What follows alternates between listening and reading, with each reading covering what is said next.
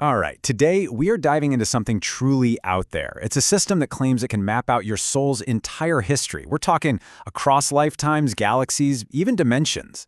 It is a wild concept for sure, so let's break it down. So just imagine for a second. What if your soul had a resume? Not for your job here on Earth, but for its entire existence. Every single role you've ever played, every experience you've had, even where you came from before you were human. That's the wild idea we're getting into today. And believe me, the claims get very specific, and they get specific fast. According to the source material, this system can supposedly point to things like a pre-human existence as a fifth-dimensional angelic being. So yeah, we're not just talking about being, a farmer in the 1800s. We're talking about a history that literally predates Earth itself. Then it brings things a little closer to home, but still, it pushes the absolute boundaries of what we think of as recorded history. It suggests you can pinpoint an ancient Egyptian incarnation, but one that happened way, way before our accepted 5,000-year timeline. And it definitely doesn't shy away from the, let's say, provocative details. It even claims to pinpoint experiences like practicing specific magical rituals in ancient Babylon.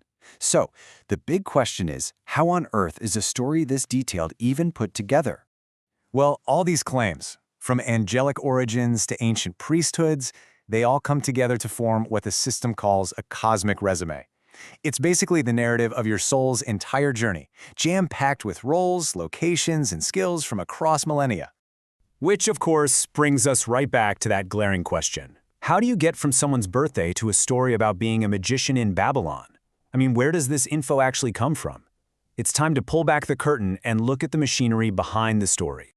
Okay, so behind every one of these epic stories, there's what they call a celestial blueprint. Think of it like a set of raw data points, all pulled from a super detailed astrological chart. This blueprint is the foundation for the entire narrative. Now, check this out, because this is where you can see exactly how it works. It's all about connecting the story to the data. That claim about being an angelic being from Sirius, well, that's interpreted from the planet Saturn being perfectly aligned with the fixed star Sirius. The past life in Egypt, that comes from two asteroids named after the Egyptian gods Ptah and Sekhmet being right next to each other. And the Babylonian magician? You guessed it, the asteroid named Babylon is aligned with Uranus. It's a surprisingly direct one-to-one translation from data point to story point. So to actually translate that data into a coherent story, this system uses a pretty specific set of tools that go way beyond just the planets and signs you might know. Let's take a look at what's in this toolkit. Okay, the first and probably most important tool here is named asteroids. We're talking thousands of them.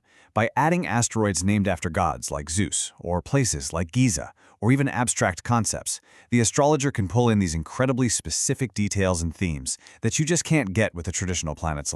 And this slide shows exactly how it's applied. For instance, if the asteroid Giza shows up in the 8th house of a chart, which is often associated with death and rebirth, that's read as direct confirmation of an Egyptian past life. Or if the asteroids Italia and Magdalena are sitting together, that could be interpreted as a specific Gnostic lifetime during the Italian Renaissance. You see the logic? It's all about direct symbolic association.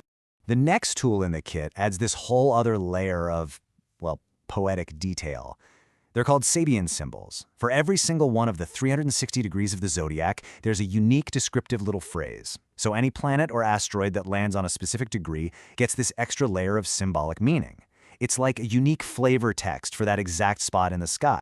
So, for example, remember those asteroids for the Egyptian past life, Ptah and Sekhmet? Well, according to the source, the exact degree they're on corresponds to the Sabian symbol, a girl blowing a bugle. And this gets interpreted to mean that the person wasn't just any Egyptian priest, but one who specifically acted as a herald or an announcer. You can really see how these layers start to build a remarkably detailed picture. Now this is really important. The source material draws from two major astrological philosophies, and they have fundamentally different views on life. On one hand, you have Western astrology, which is presented as being about psychological potential and free will. The big chapters of your life that you get to navigate. But then you have Hindu or Vedic astrology, and that is described as being rooted in predestination and harshly objective. It's seen less as a map of potentials and more as a precise, unchangeable timeline of events. And it's this Hindu concept of predestination that's really central to the second half of this all system. It's not just about who you were. It's about the very specific life path that's already laid out for you right now. Let's see how that works. The source uses this really powerful metaphor to explain it. Your birth chart in the Hindu system is described as being like sheet music. The entire composition of your life, every note, every pause, every high and low, it's all already written down from the moment you're born. So if your life is sheet music, how is it played? The answer is through something called dasha periods. Basically, your life gets broken down into these major planetary chapters and then subdivided into smaller and smaller ones, each ruled by a different planet. And these periods are said to dictate the exact timing of the events and themes in your life, right on schedule. And the level of precision this system claims is just staggering. The dasha system is said to be so exact that it can break down time into smaller and smaller chunks, right down to the level of the inhalation and exhalation of each breath. This really hammers home that idea of a harshly objective, totally predetermined reality. Okay, so this brings us to a really fascinating paradox. If your life is a pre-written musical score, are you just a puppet playing a part, or can you actually influence the performance? Well, the system actually offers a framework for how you might be able to fudge your cosmic fate, so to speak. So here's the million-dollar question. If your life is predestined sheet music, can you change the tune? Can you add your own little solo, or are you just along for the ride? The sources suggest there are in fact ways to work within the system to influence the outcome.